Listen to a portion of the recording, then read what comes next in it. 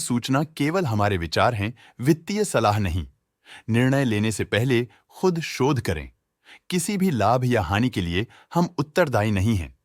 आज हम देख रहे हैं जीएमएम फाउडलर लिमिटेड के 2025-26 Q1 की consolidated financial performance. Starting with the sales, पिछले क्वार्टर से सेल्स में -1.5% का डिक्रीज हुआ है, मगर कंपनी ने पिछले साल के मुकाबले 1% का सेल्स इंक्रीज रिपोर्ट किया। Expenses -4% quarter on quarter decrease हो गए हैं, जो साल भर के -0.5% के डिक्लाइन के साथ अलाइन करता है। एक्सपेंसेस में डिक्रीज अच्छा है, लेकिन सेल्स में डिक्रीज निराशा की बात है। ऑपरेटिंग प्रॉफिट, जो पिछले साल के कंपैरिजन में 14% अप हुआ है, quarter on quarter around 21% increase हुआ है। Operating profit margin (OPM) annual basis पे 1.5% से इंक्रीज हुआ है और पिछले क्वार्टर के कंपैरिजन में 2.5% से इंक्रीज हुआ है। एक्सेप्शनल आइटम्स को ऐड करके अदर इनकम पिछले क्वार्टर के कंपैरिजन में 118% बढ़ गई, बावजूद इसकी ईयरली डिक्लाइन -7.5% हुई है। इंटरेस्ट एक्सपेंसेस पिछले क्वार्टर से 61.5% अप हुआ, लेकिन ईयर ओवर ईयर इंक्रीज 71.5% हुआ है।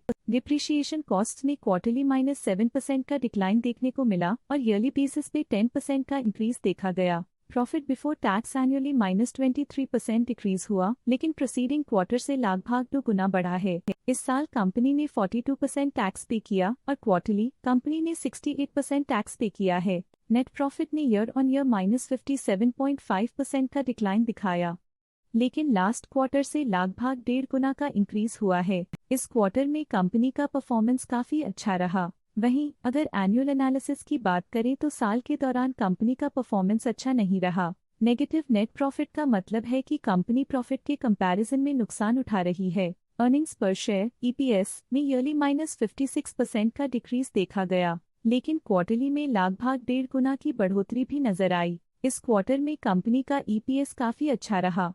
जीएमएम फाउडलर लिमिटेड के फाइनेंशियल स्नैपशॉट को रिव्यू करते हुए कुछ मुख्य ट्रेंड्स सामने आए हैं जो कंपनी की परफॉर्मेंस पे रोशनी डालते हैं। जून 2022 से जून 2025 तक जीएमएम फाउडलर लिमिटेड की फाइनेंशियल जर्नी में सबसे पहले बात करते हैं सेल्स की। इस साल -3.5% की कमी के बावजूद पिछले 4 सालों में सेल्स में 17.5% की वृद्धि हुई है। 3 साल पहले के बढ़ती हुई सेल्स के बाद पिछले 2 सालों से सेल्स गिर रही है, जो ग्रोथ मोमेंटम बनाए रखने में चुनौतियां दिखाता है। अब बात करते हैं एक्सपेंसेस की। इस साल एक्सपेंसेस 3% बढ़े हैं और 4 सालों में 24.5% का इजाफा हुआ है। इस साल हालांकि एक्सपेंसेस सेल्स से थोड़ा ज्यादा बढ़े हैं, मगर ग्रोथ रेट्स का करीब होना स्टेडी ऑपरेशनल कॉस्ट को दर्शाता है। चैलेंजेस से गुजरते हुए ऑपरेटिंग प्रॉफिट ने इस साल -45.5% की डाउनटर्न देखी, जो एक ट्रेंड को कंटिन्यू करता है। पिछले 4 सालों में -31.5% की डिक्लाइन के साथ एक वृद्धि के बाद पिछले 2 सालों से ऑपरेटिंग प्रॉफिट गिर रहा है, जो कुशलता बनाए रखने में चैलेंजेस को दर्शाता है।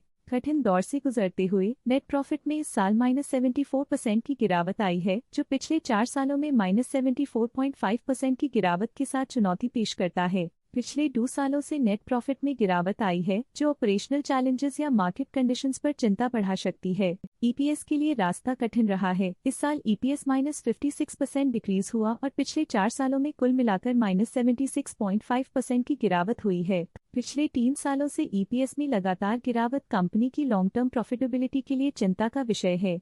चलिए अब बात करते हैं शेयर होल्डिंग पैटर्न की। जीएमएम फाउडलर की शेयर होल्डिंग रिपोर्ट्स कुछ इस प्रकार की हैं, जो अननोन 2025 के तक चलता है। ये रिपोर्ट कंपनी के शेयर्स की डिटेल्ड जानकारी देता है, जिसमें promoters, promoter groups, foreign investors, public investors और सरकारी एंटिटीज शामिल हैं। पब्लिक हेल्थ शेयर्स का परसेंटेज 2025 के में 38.64% से 2025 के में 38.05% तक डिक्रीज हो गया। इस डिक्रीज से साफ है कि इस टाइम पीरियड में कंपनी में पब्लिक का हिस्सा डिक्रीज हुआ है। जब कंपनी के शेयर्स का अधिकतम हिस्सा प्रमोटर्स, FII, DII या गवर्नमेंट के पास होता है, तब ये माना जाता है कि कंपनी मजबूत हाथों में है, जो स्थिरता और मजबूत समर्थन को दर्शाता है और इस मार्केट की स्थिरता बनी रहती है। DII डोमेस्टिक इंस्टीट्यूशनल इन्वेस्टर्स ने अपना शेयर होल्डिंग 2025 में 15.43% से 2025 में 15.75% तक इंक्रीज किया। ये बताता है कि डोमेस्टिक इंस्टीट्यूशंस ने कंपनी में अपना इंटरेस्ट 0.32% तक इंक्रीज किया है।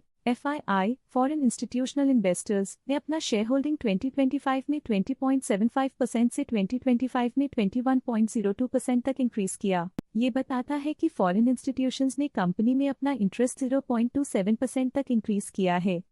ये था कंपनी का करंट शेयर होल्डिंग पैटर्न। आज के लिए फाइनेंशियल सेक्टर में इतना ही। देखने के लिए धन्यवाद। स्टॉक लेटेस्ट न्यूज अपडेट के लिए चैनल को सब्सक्राइब करें और वीडियो को लाइक एंड शेयर करें।